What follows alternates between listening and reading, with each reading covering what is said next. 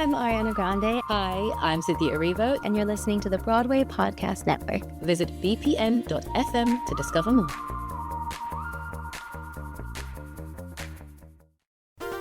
There's a cat over here. There's a cat over there. And the wrong one died. And the wrong one died.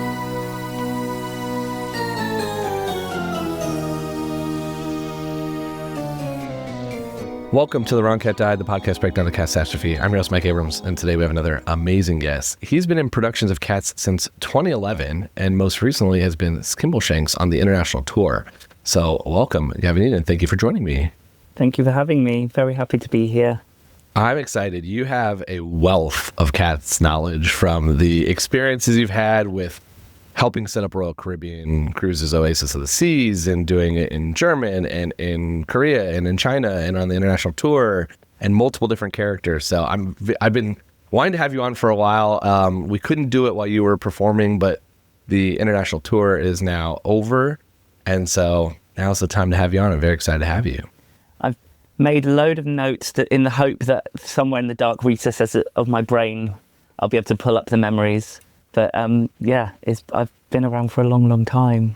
Amazing. And I was excited. I did get to see you when I came into Frankfurt and get to see your Skimbleshanks, which was super fun. And I saw some of those notes because you shared them. And so there's I have some questions in there about that, which are really cool. But I'm going to start with the beginning. Cat's history. As a child, when did you first see it? 1998 VHS. Yep. Surprise, surprise. Yep. I have quite a distinct memory of being shut away in a room at the top of a family friend's house with a load of other kids. And while the grown-ups were downstairs doing grown-up things like dinner parties, we were banished to this room to watch Cats or the Eurovision Song Contest. Those were your two choices. That's it. Yeah. Well, those are the memories I had. I was very small at the time. From that time, all I really remember is Mistoffelees and probably the McCavity Girls. I was already doing ballet at that time, so I think I latched onto Misto because he was making recognisable shapes. And we had a pet cat called Pudding that was black and white, and obviously so there's a heavy bias there. You were waiting for Pudding to do some turns. Exactly that. I was also absolutely obsessed with Michelle Pfeiffer's Catwoman in Batman Returns. The cat people in Doctor Who, and any cartoon with cats in. So I think that's, my personality trait is, my defining personality trait is cats. Did your ballet company ever do any, when you were learning ballet, you're dancing, are you doing any, when does Cats get introduced to schooling of dance, for most kids? Oh, good question. I think for my age group, so for context, I'm 41 now, and so it was still one of the mega musicals at the time when I was born and growing up with it. So I just think in any dancing school, I'll have watched someone doing a song and dance festival thing to McCavity. Okay. I'm suddenly vaguely remembering I might have even done something at a competition that's just in the dark recesses of my brain. I didn't go on any dance school trips to see it, but I saw it 3 times, maybe more, live, with my parents. I remember seeing it at what was then the New London with its amazing revolving junkyard wall. I was lucky enough to go and see it at the Winter Garden on Broadway. The Theatre Hall Plymouth, which is my local theatre, a touring production would go there. I think, it's probably my first full-length show I saw. I think it's, my mum loves theatre, and I think this was an easy route in. She'd take me to see triple bills of ballet, so because, that it's just too long. So 3 short ones so that my attention span would work. And then Cats is an easy family option. Yeah.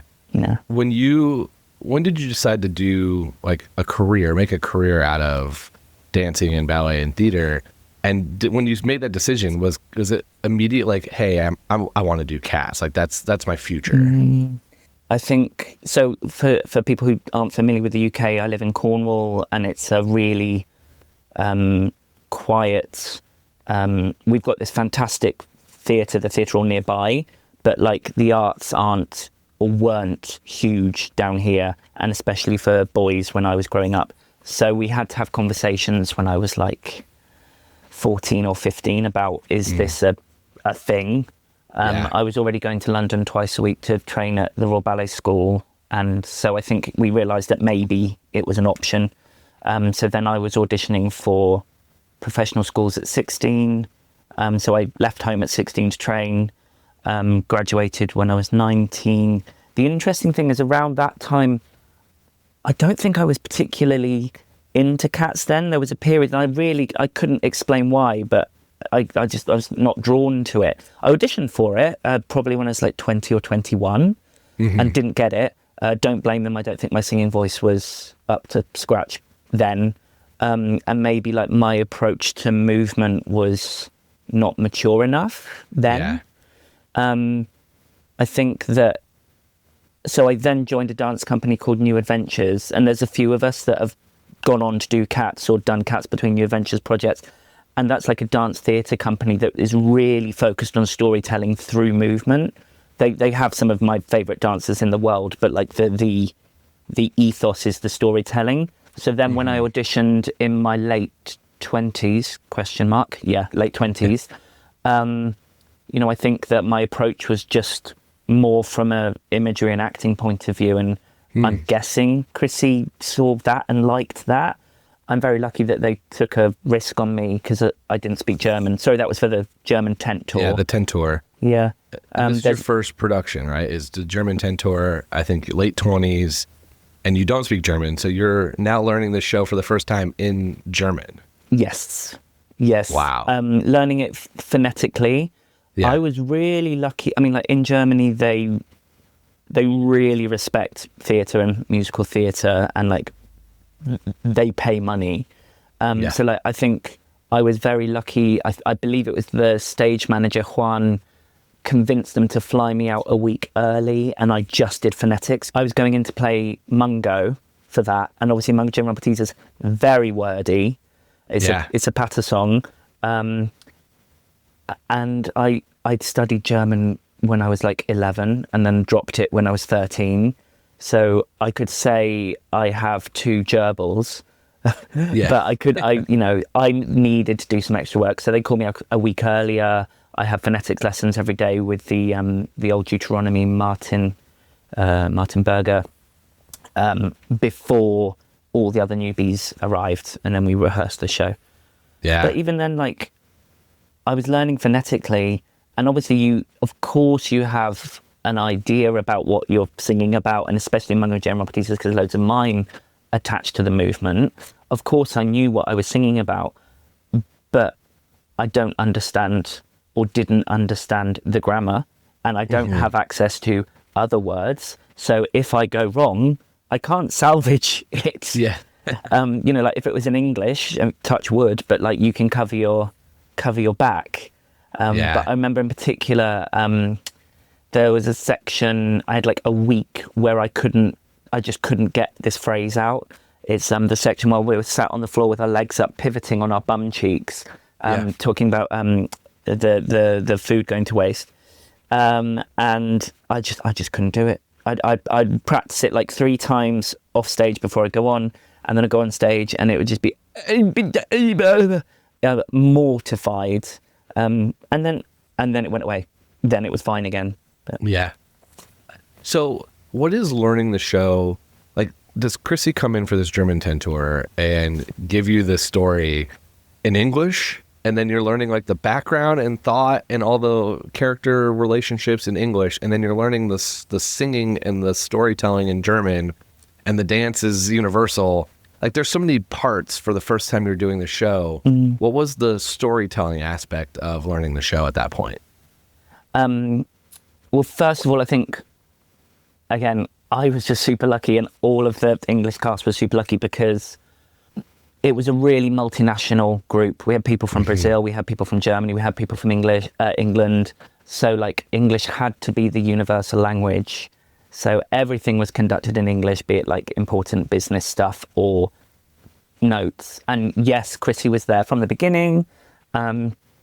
She did. Sorry, I've heard her say it so many times. I'm trying to see in my head what room we were in. But yeah, she would have done the story that by this point you would think is a script, but it's always different. It's always fresh. She's always got a new memory about, a different anecdote or memories about different performers. Yeah, so she's there. She's telling the story, not a script. I've heard it differently. Well, 7 times, I guess. Yeah. Well, so that's really interesting because I've always thought, I know she doesn't have a script, but I figured she had a pretty, here's kind of the general idea, but I love hearing that she does a different anecdote.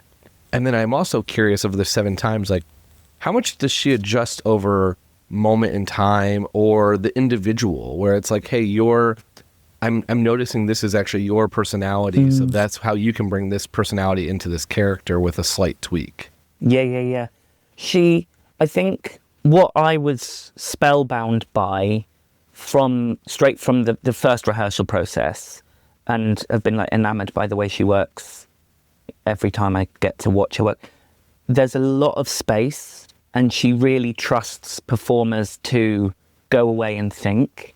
So she doesn't say a lot. She says very insightful, crystal clear suggestions to the performer, and then it's down to us to go away and filter that through our brains and our bodies. So I think it's quite natural that each character kind of develops into something different each time.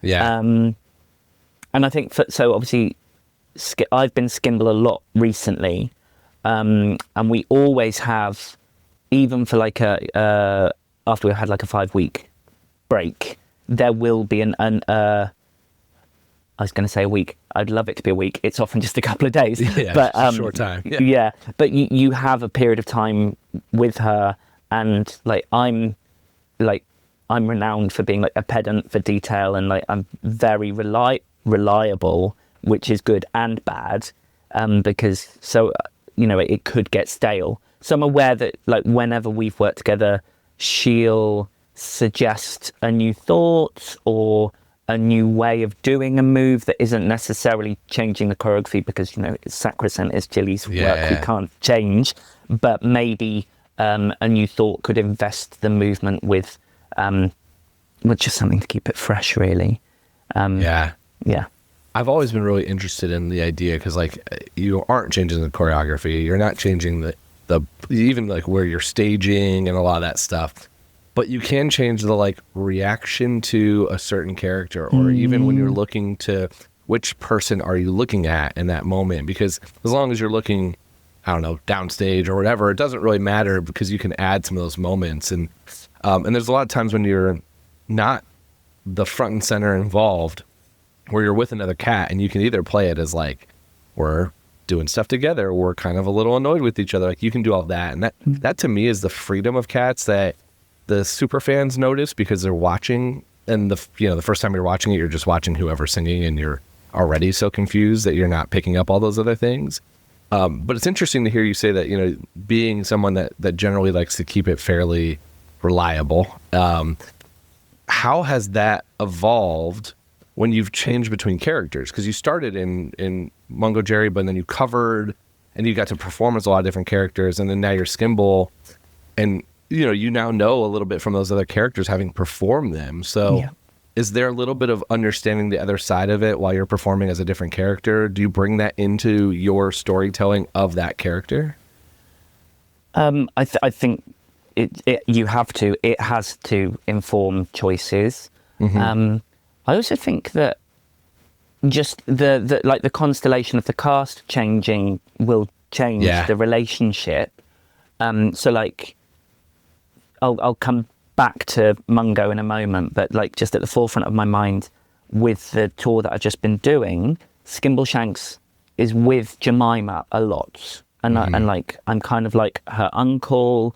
I'm very concerned with her well-being and her tendency to gravitate towards Isabella, and working with Gabby Parker, who I've known for years. I taught her at college, and then we performed together.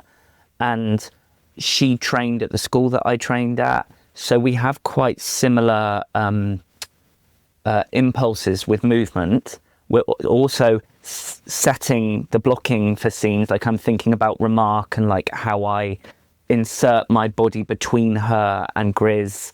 And we would often move in one breath in the same way, because that's just what our bodies are programmed to do. But if a swing's on, I'm immediately thinking of, you had Megan on a few months ago, and she was a swing on our tour, and phenomenal actress, wonderful dancer as well, completely different reactions physically. And while our story has to remain the same, all of our looks, all of the way we hold our bodies and everything changes because the energy's different. Going back to thinking about Mungo and covering Misto, I think, if I'm honest, Misto, I always felt a little bit fraudulent playing him, because I came from I trained in ballet, but then became much more contemporary dance. And obviously the solo has a lot of strong classical elements. So I always joked I was probably the most contemporary version of the role. I enjoyed him because he had you could be more aloof, you could sit back and observe more. But my relationship as Skimble to Sam's Misto, Sam's Misto is completely different to mine. I think we are staged to be together during Peaks and Pollicles, and because we're friends outside, that informs our interactions with each other. But I don't know if my Misto experience of being Misto affects the way I interact with him. Yeah. What about with the Mungojerrie and Rumple Teaser kind of duo? Because you've played that for a couple productions, and yes, there's it's one of the ones that has probably the most unknown of how they play it. I've heard very clearly dating, very clearly brother sister, very clearly best friends, and it seems very dependent on the two people. The personality. Are they actually friends, or are they? But that's the one that have heard the most variations. So having done it, have you played kind of all different versions of that? I think with all of my Rumples, it was platonic. It was sort of probably more best friends than brother sister, generally speaking. Obviously, we have the kind of the guidance that Rumple is easily led by Mungo, and he'll kind of put her into she's the litmus test for how dangerous something is. He'll let her go first and all that. Okay. But my first Rumple teaser was Marlene de Vries, and we were inseparable socially as well, that we did everything together. I think that's the most intimate I've ever been with anyone on stage ever. I think that that's it's a different time now, and I think that societal changes have happened that where we're less likely to want to pile on top of one another.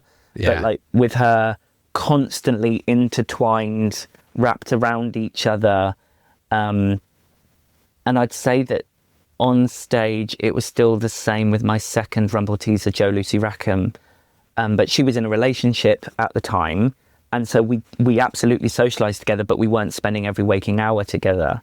And I'm sure that there would have been subtle differences. I'm not inferring that they were negative at all. We were great together, but I think that it would have just by definition been different.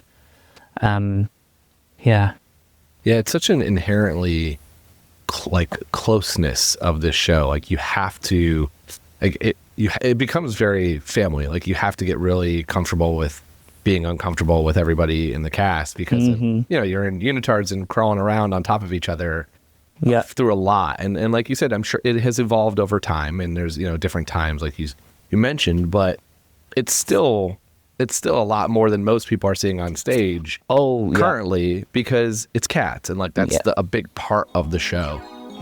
But it is fascinating to kind of hear a little bit of the difference of like the relationships. We're going to take a quick break and then we'll be back for more of The Wrong Cat Died.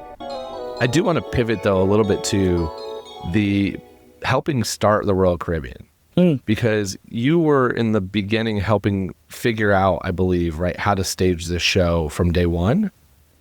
I mean, I wasn't in the office negotiating. Yeah, no, things, but I mean, but this was the first cast, right? Yeah. I was very lucky. After we'd finished the tent tour, which was, I did 2 years of that. I was then doing We Will Rock You in the West End, but I joined that show planning to do, I was like, I'm going to sit here, I'm going to do a teacher training course while I'm doing this, like this is going to pay my mortgage for ages. And we closed after eight months, which is obviously like, well, a shame for the show. My life's been fine since. But because I was then suddenly free, and what was actually quite a lovely thing, I was at Pineapple Dance Studios just doing class, and I was aware that they were auditioning for the next tour of Cats upstairs. I had not yet finished Rock You, but I knew that I wasn't going to be available for that tour. Therefore, it wasn't weird for me to go upstairs and be like, hello, everyone, how are you? So I just went up to say hello to Chrissy and Joe, who was going to be assisting her on that, just to be social. And then I was really lucky that Chrissy was then like, you're closing soon, are you free? And that was my opportunity to then go and assist Chrissy. Obviously, in reality, it's all down to the doyenne Chrissy for staging it. I was just her little minion at the side, like making notes, running around helping people if they hadn't got the movement, taking warm up while Chrissy was talking to Graham, the MD, about how the day was going to be or what problem they had to fix then. So I wasn't responsible. Yeah, but I was assisting and facilitating. Involved. Yeah. I'm fascinated by the Royal Caribbean. I want to go. Like I've been trying like crazy to like figure out going on it, because the evolution of that show and just in general is pretty wild. And I just went on a Royal Caribbean cruise this past year that had Back to the Future. And I was on the beginning. It was an invited type of thing to where it was the same thing. Like they're working out the kinks. The car's not flying every time, and they're trying to solve everything. And I know that this ship is like, you got to have the tire working. You're doing it through movement, through the motion of anything happening. And then it's been 15 years, I think, or this is like 16 years now. I've talked to a couple people in the last couple productions.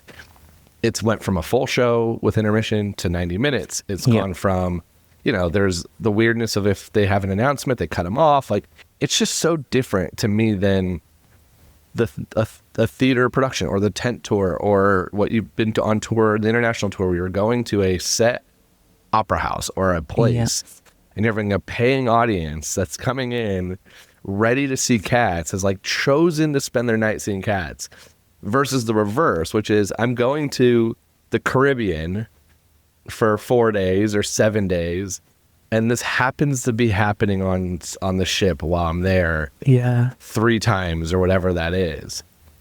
How does that change the process? Like, does it not change the process at all? Are you teaching them and prepping them to do the show, but they're not doing it 8 times a week? They're not doing it for an audience that's paid. Like, it's just such a different mindset.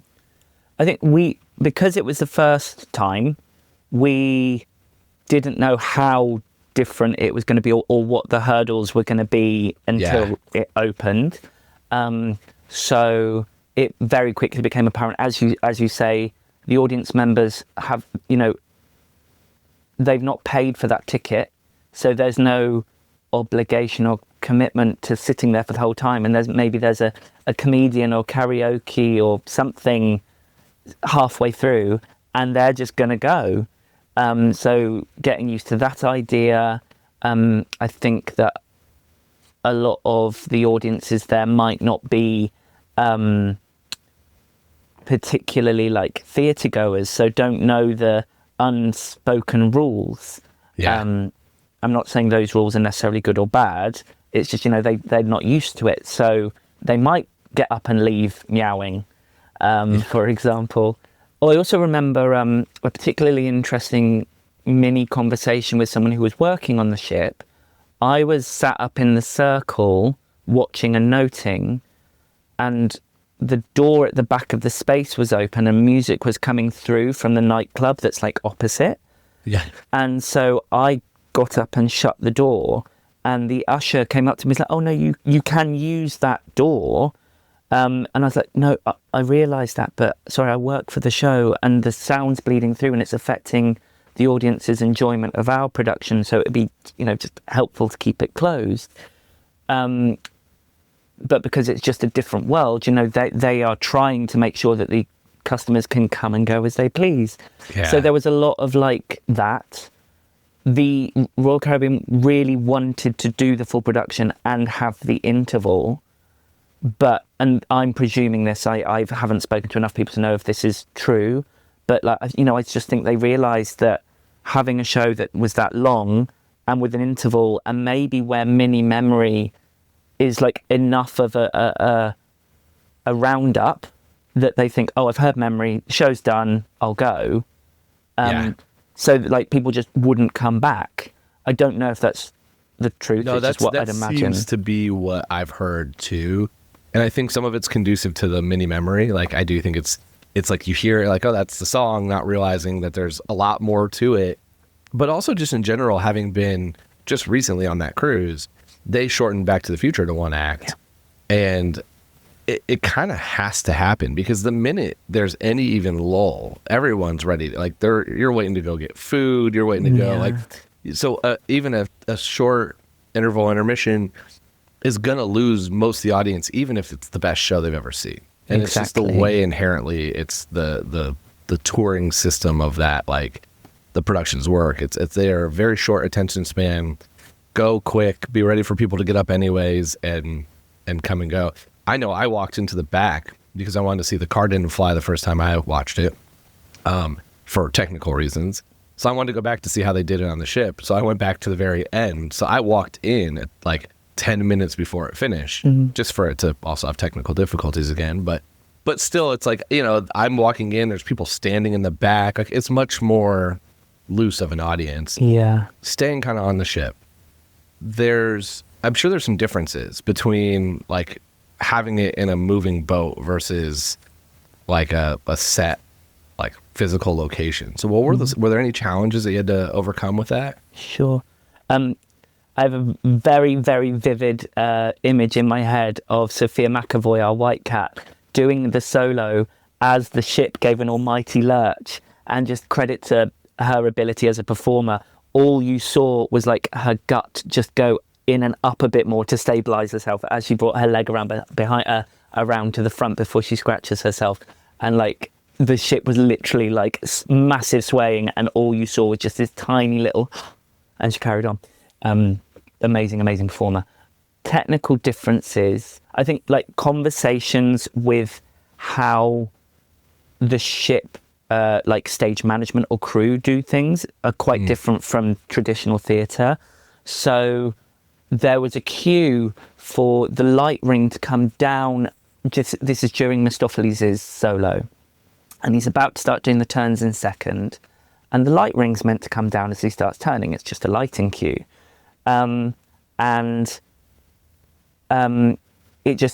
never happened every time we ran it. So Chrissy was like, can you go and talk to the stage manager? And he was like, what's the time code for it coming down? And I was like, excuse me, time code? And because everything's recorded, therefore everything happens second by second. So he just wanted to know what second to press the button for it to go down. And I was like, well, there isn't one. And I demonstrated how, because Mistoffelees has to the audience, wait, I've got something cool to show you. There's a gesture of that. And then he circles around and he prepares to turn. So I showed him how I did it. I showed him a video of Mark John Richardson, who was on the tent tour with me, his version. And I showed him my interpretation of what Anthony Starr did on the ship. So it's like, it's going to look like this, but you know, the gist is he's like, hold on, I've got something new, more impressive coming up. And you know, that happens. And then the light ring comes down and he's like, I just need a time code. I was like, there isn't one. I can't help you. But of course we got it sorted. But those conversations were quite jarring, just purely because it's a different world. And like, I don't have an answer for you. I mean, I can try, but surely it would just be easier to say a visual cue. Things like that were really interesting to navigate. Yeah, that person's like, I'm not watching this show. I just need to know. I'm watching the clock as I'm doing another thing. Yeah. That is kind of fascinating. I'm sure there are so many more too, like that, where it's just a different world, like you said. I do want to go back to audiences though, because I do find the cultural differences kind of fascinating, because there's a fandom all over the world, but there is levels to that. And there's also just audience. Like there's been a lot of conversation recently about the Broadway audiences and etiquette and stuff like that. Yeah. What have you noticed as you've done this in different places, and like the first time you saw someone in cosplay and all the different variations of what you've experienced doing this for so many different years? Sure. So the tent tour, that was really interesting. That's probably the biggest audience volume I've performed in front of. That was 1,800, I think, maybe. But this was like back in 2011, 2012. So it was before Instagram and TikTok and camera phones existed, but were like, you know, grainy. And so people weren't... You weren't taking a lot of photos from those. No, people weren't filming. I remember the audiences being like super respectful, super enthusiastic. Germany obviously has like a great theatre history, both in terms of opera and classical music, and now musical theatre. So like there's an inbuilt appreciation there. That was my first encounter with cosplayers. So people turning up and sitting in the front row in full Cats regalia made by a professional costumer, professional wig knotters. I remember back then finding it quite jarring. I felt like they were trying to have an impact on the show rather than enjoying the show. I don't think that anymore. This was just my younger brain being a bit judgmental. I now think that like it's super... I respect the artistry of it. I think that anyone that's got that level of love for anything, like, do it. Like, there's not enough commitment, there's not enough love in the world. Please share that enthusiasm with the world. So, you know, younger Gavin was just a bit judgmental, but I really respect it now. Nowadays, I'm just more annoyed if people bring cat toys, or people think it's okay to actually stroke us, like in the top of Act 2 when you're crawling down through. And like, I'm still sweating from the ball. I don't want the sight of someone touching me and then recoiling in disgust because I'm damp isn't particularly pleasant. And it like yanks you out of character. So I'm more annoyed by things like that. Does that happen that often?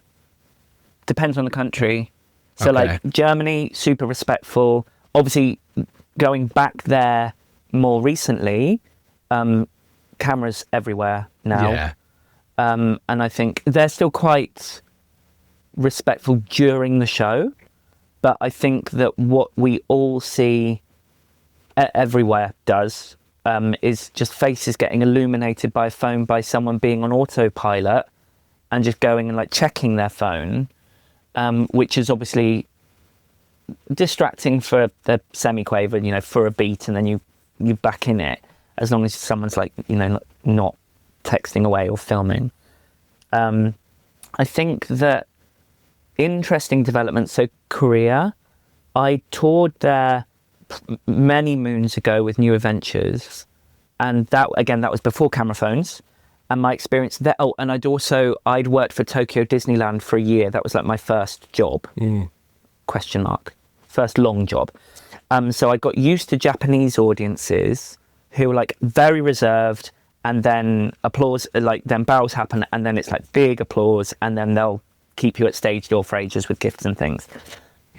And I remember experiencing that again with New Adventures, and then we went from Japan to Korea, and the audience were like raucous, like throughout, like with you, like absolutely engaged, but like big laughter, big applause, really vocal. So that was already an interesting culture change from those two countries. Going back to Korea with Cats, same, but now they film the bows. Like there's a culture of, I mean, it's happening everywhere. They're filming the bows, so there's less applause. So you're kind of like coming out and like, I don't know, I'm suddenly feeling like I'm sounding egocentric, but like, you know, you like, we worked hard. You're expecting did you enjoy it? And of course they did, you know, like, and you know, maybe they're holding a phone in one hand and doing a sign language applause with the other. That's what I would do, but it's quite jarring. It's very different. I hadn't thought about that, because that is so common. Like the last Broadway show I went to, I usually am very much the clapping, and it's like, maybe I'll take a picture.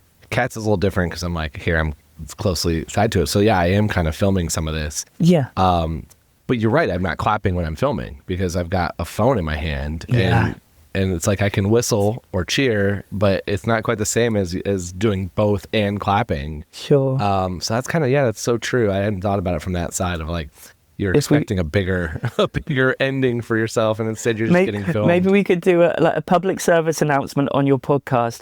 Friends, when you're watching and you want to film the end, you want to film the bows, like film and take a picture, but make noise, and then please put your phone away and clap. And then tag you, so that way you can get at least the social media love of like all the likes that it gets, so you can get that satisfaction that way. No, that's I hadn't thought about that. I think the other interesting tour was China into Manila, Singapore. So this is the tour that I did before the world was on fire in 2019. And I think like Western shows have been going to China for years, but they're still kind of getting used to Western theatre culture there. Yeah. And all of the unspoken rules that are made up, but we're used to playing those games, so to speak. So also like we went to some like truly incredibly beautiful and well-designed theatres that would then have like one random quirk that made it like twice as hard, as hard. Be that a random corridor to get out front for the runouts, to come in from the back, or a beautiful glass wall that's is next to stage door, and we're like walking around dripping wet, and the glass is cold, or audience members can see us in half cat. And again, it's just, you know, they've designed these beautiful spaces, but maybe aren't used to our rules. And of Cats has got loads of really random rules about, you know, not being seen in half cat. Yeah, totally. You know, that's a cat specific thing. So yeah, I was gonna say there are a lot of nuances with. I mean, even when I was in Frankfurt, I know I think it was an opera house. It felt like an opera house, and it was very big, and the audio when you all were singing and the music was playing was so crystal clear. But when it got really quiet and it was like the one line at a time type of stuff, it was like really quiet. It was like almost hard to hear. Yeah. And I was like, those nuances in each like place you go, like ignoring just like being able to get out to the front or wherever you need to go, or Deuteronomy walking down. Yeah. All of those things are technically challenged, but then there's the how do you make sure that the different points of the quiet parts of the show and the loud parts of the show are all still enjoyable? Because I know like in Broadway they kind of go seat by seat by seat and make sure it sounds where they want it. You can't do that when you're there for a week or however many days. I mean, that's our incredible sound department doing incredible work.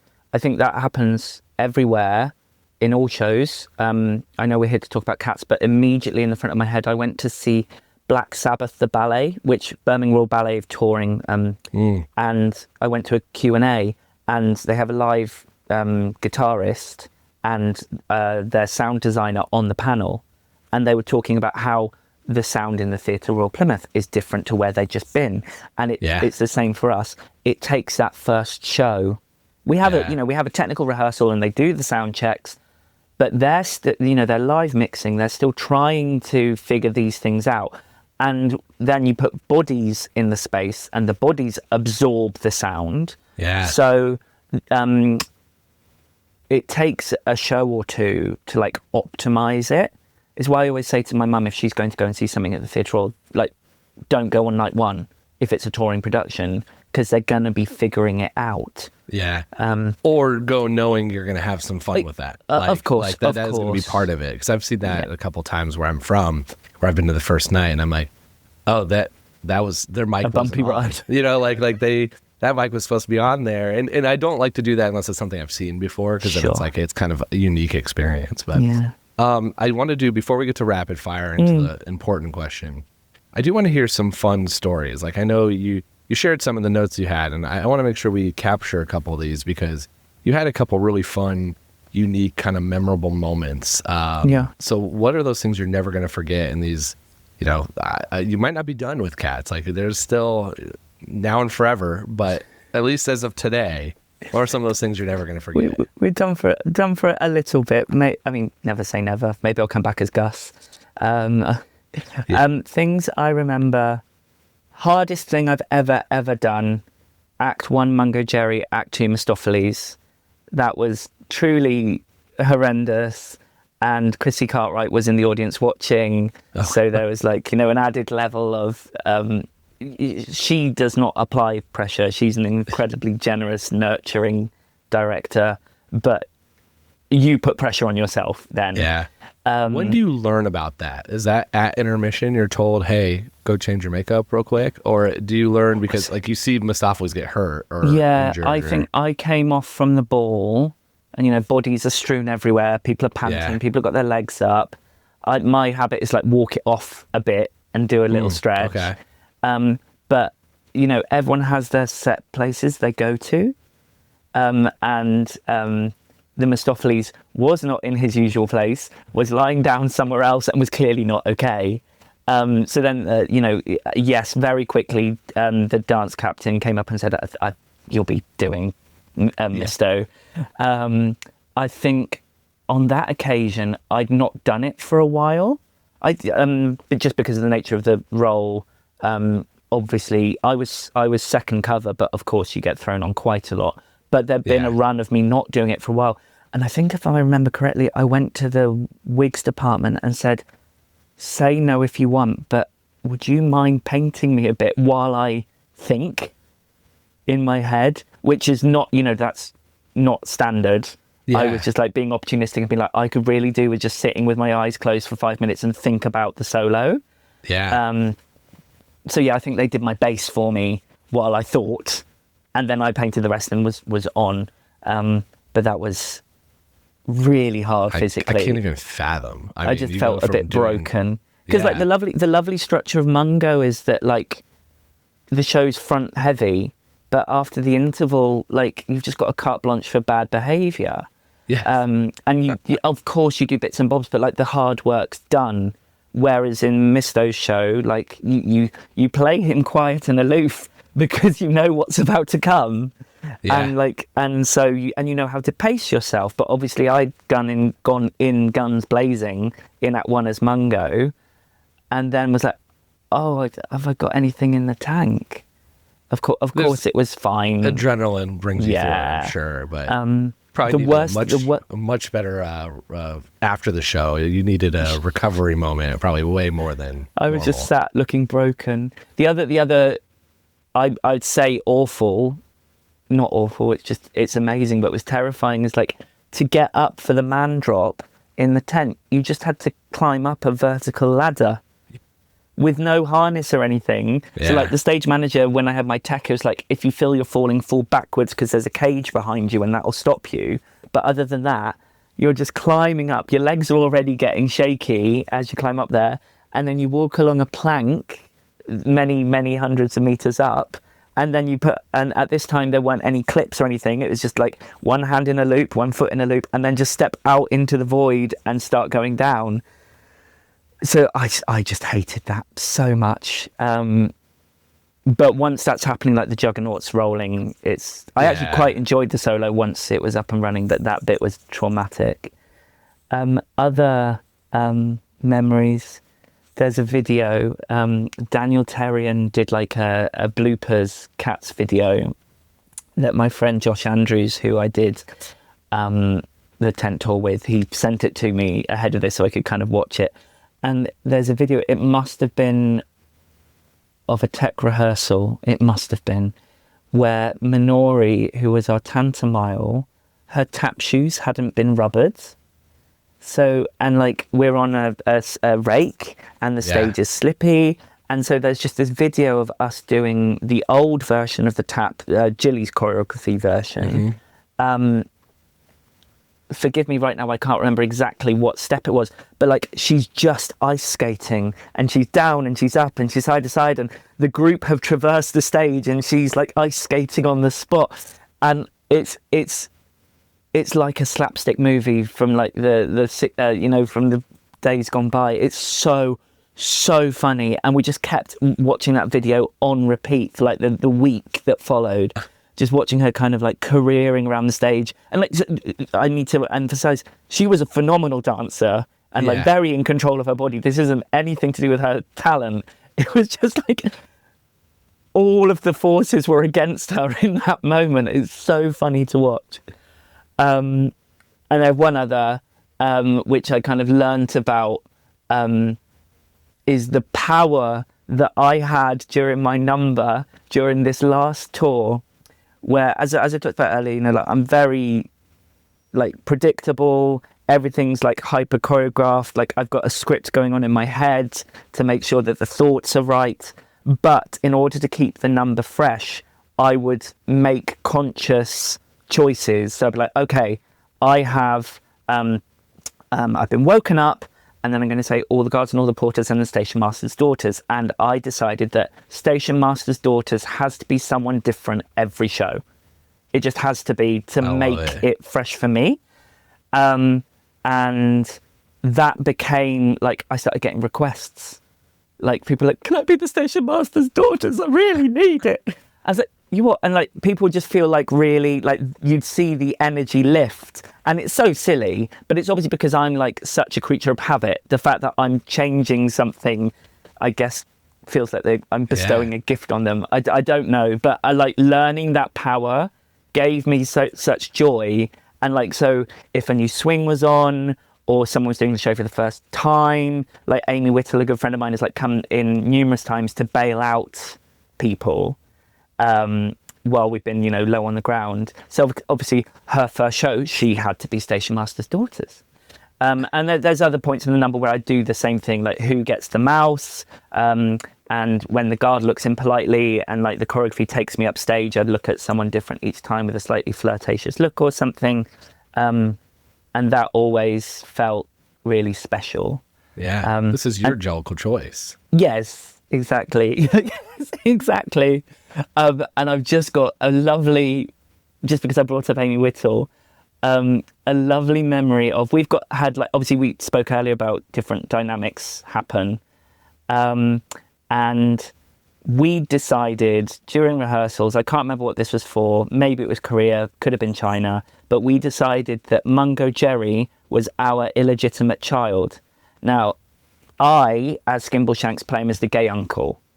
And like we decided that this was like, you know, before I knew who I was and we were experimenting, and Mungo is the result of that. And that really probably influenced my relationship with Marcus May, who's a good friend of mine now. Like we worked on that idea together. But there's a moment improvising where Mungo's like asking to go and join the big boys to dance with them, and we're like, no, it's not, you're too young, it's too rude, it's too sexy or whatever, no. And she turns to me and goes, well, he's your son, sort him out. Just a really joyful, silly, improvised moment that made me very happy and probably dropped character and laughed in the moment. I love it. I love any addition to the family tree that's not spoken. We're going to take a quick break and then we'll be back for more of The Wrong Cat Died. Let's do some rapid fire. Sure. Because getting us here to the end. But if you could go on one night, any character, doesn't matter, male, female, just who would you want to go on as? I would want to be Bomb, Yeah. but I think in reality I'd end up being Jelly, Oh, interesting. Okay. casting wise. Yeah. I dream of being Bomb. Realistically, I'm Jelly Lorem. Yeah. I'm asking this question from forget casting, because I can't do any of them. Like I can't sing or dance any of these numbers. Yeah. So it's which one would you want to do if you could just I want to be show up Bomb. on that and I do want to sing that big ballsy number, and I want Yeah. to move my body in that really satisfying, slinky, earthy way, and like the confidence and grandeur that she carries, I just think is like super powerful. I'd like to feel that power. Yep. Favorite and least favorite cat, personality wise. Who would I hang out with? I'd hang out with Bomb in the gay bars. Skimble and Mungojerrie would sit in the pub together, rolling our eyes at the younger generation. And I think Jelly would drive Skimble up the wall and me up the wall, Gavin up the wall. But we'd often end up like having tea somewhere just by Okay. default and by societal structure or something. I see those things happening. I do. I got it. Favorite song? Oh God, changes every time. This might be because I've just said it and I've imagined doing it, but McCavity, I just think that like the build, the horns in it and stuff, it's so well constructed and it's so sexy. Yeah. Yeah. So that today. Yeah. No, mine changes all the time too, but that's still my answer right now. Okay. My fun one, because you've changed who is the station master's daughter every time. This is your Jellicle choice. Which cat do you actually think is or could be, if you were putting casting them as the station master's daughter, which cat would you cast as that?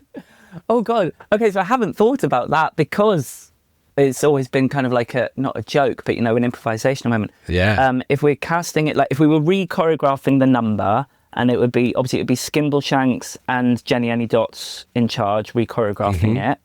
Mistoffelees would be a consultant, I feel. Who would it be? Oh, Skimble would choose Jemima because she's his angel child that can do no wrong, and he would coach her privately. We'd have like auditions, but she has already been cast and I've given her previous rehearsals. Yeah. Definitely. Definitely sure. that. Yeah, for sure. Perfect. Okay. $1 million question. Yeah. I have argued at length. I don't think Grisbel's the right Jellicle choice. I want to know, you, Gavin, who's your Jellicle choice and why? I'm sorry to say it is Grisabella. However, I am very happy to thrash out a new idea with you. Okay. Because having listened to Megan and Sam Brown's episodes with you, I'm kind of on board with the idea of old Deuteronomy, like volunteering himself to go.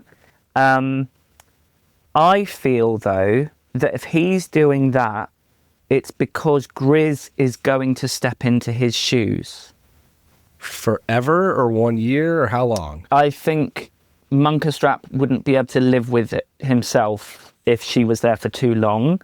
But I feel like there's something about old Deuteronomy. He sees that she's got a lot to teach the tribe. We learn a lot from her from that one song and our various encounters that he's trying to get us to learn from her. And I feel like there's something that could be explored in that she's there for a year to kind of instill a new ethos in the tribe. She gets, because so many people have on your podcast have talked about, like she deserves time with the tribe. Yeah. And I do think I like that. I like that. I feel in the context of our show, she's on death's door. She's a cat coming home to find her safe place before she goes away. So she has to go on to the Heaviside Lair. She has to go to heaven. But if she could maybe step in, Duke goes, he's earned it. She steps in for a year. maybe Monk's going to have his like trainer wheels on for a bit longer. Then she steps down after a year, whether that's she goes to the heavy side Leia or just becomes the king's mother. I don't know. I like that idea. And then Monk would step up. Obviously, then does she sing the addressing of cats? I think that some of the wording would have to change, but I like that idea. She doesn't sing a lot in the show. I mean, obviously she's got big numbers, but she's actually not on a lot, so it gives her something else to do. Yeah. That's true. I hadn't thought about the addressing of cats. I've always thought if you pick anybody else that's not Old Deuteronomy, you just slide Grisabella into their spot and nothing really changes. But if you pick Old Deuteronomy, he sings a little song. So that's interesting. That's maybe he just sings it from the tire, and that could be part of it. I do like the idea. I'll take your idea a step further. What if every year you're selecting not the person to go up in the moment, but the person to go next year. So then you're putting them in charge for the year. So it's like you're picking Grisabella. Ooh. So she's now next year's choice. Yeah. And then she's going to pick whoever, and then they're going to run everything for a year. I mean, this Monk is going to hate this idea. Yeah, he's furious. He's never getting his time in charge. But that's the next step. My God. We're not actually selecting every year. We're just selecting who's going to lead for a year, and then they leave. Yeah. I mean, then my brain's getting political and being like, politicians running on a manifesto, and like suddenly the cats have got to prepare their manifesto for what they're going to do for the year. Do they stand up to those their word? And then which one is like, I'm not ready to go. I need another year. I'm not. There's a lot to it. Yeah, I do like that idea. I like Grisabella having, instead of having the family year, she has the year, but also to teach her message that they clearly want the cats to learn. Yeah, so I can get behind that. I'd also say like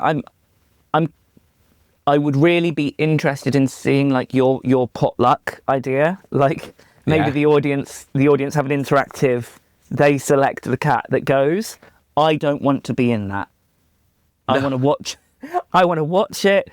I'm too much of a control freak for like. I'm very happy with improvising small sections, but for there to be like a whole different number. I've done like research and development dance practices to do with that. It's not. I can, but it's not my skill set. And I think I'd have a nervous breakdown. But I really like the idea, and I'd know like the to right watch people to put me in touch with to make this happen. More so than I do. So there's a new production. I mean, they've probably really solidified their ideas by now. But there's a new production going on tour around the UK soon. Yeah. Maybe we just drop Drew McConey a little message and go, have you thought about this? Have you thought about doing this, mate? I don't, even one night. You know, I do think the other part to this is like there is the group of like people want to see cats. Like you're paying to see cats and you're doing this. There is a version where it's like, you know, like I see shows where they do sing-along versions or something where it's like it's a well-documented different experience for the night or the matinee. And that's why can't you do it there? Or, you know, in a tour, you do it one of the shows of all of them or some variation of that. I'm not saying we got to change the show forever. It's been successful for 40 plus years for a reason. But there's a world where you can get away with one or two differences. Well, I think that, you know, I'm very biased. I love this show and I love this production with all of my heart. And it's looked after me very well for many years. I think that it needs to carry on existing. And when I say this word, I mean it with absolute love, like as a museum piece, like it deserves to be preserved. But of course, like society, technology, interest, attention spans change. So like having other versions that explore different ways of doing it can and should happen. And as you say, there are like there are the die-hard fans that would like love to, they only want to see the pure version. And then, but times change. Royal Caribbean, you want people to be at the end of that 90 minutes. Exactly. Tell them throughout their voting. That could help people stay in the seats to the end. Maybe that's the argument. There's a world where this could work. But, well, this has been super fun. I have wanted to talk to you for many years. I know we've talked about doing this for a while, and I'm glad we could finally make it happen. So thank you for coming on. And how can people stay in touch with you on whatever cats you have in your future or everything else you're going to do in your career still? Thank you very much. I'm delighted to have been here. This has been a lovely trip down memory lane. Probably Instagram is the easiest one to find me on, at Gabichi. It's not my name. Gabitchi was my Japanese nickname, and I chose that as my handle before I learned that Instagram was going to be an important part of our jobs. Yeah. So yeah, at Gabichi, I document what I'm doing and where I'm doing it there. Amazing. And share a lot of videos of cats. Yeah. Well, this has been so fun. So thank you again for coming on. Thank you so much. And thanks everyone else for listening to this episode of The Wrong Cat Died, the podcast breakdown. The Cat Search feed. To follow along, you can subscribe on Apple Podcasts, Spotify, or yes, this podcast. Follow us on social media at The Wrong Cat Died, or check our website, thewrongcatdied.com.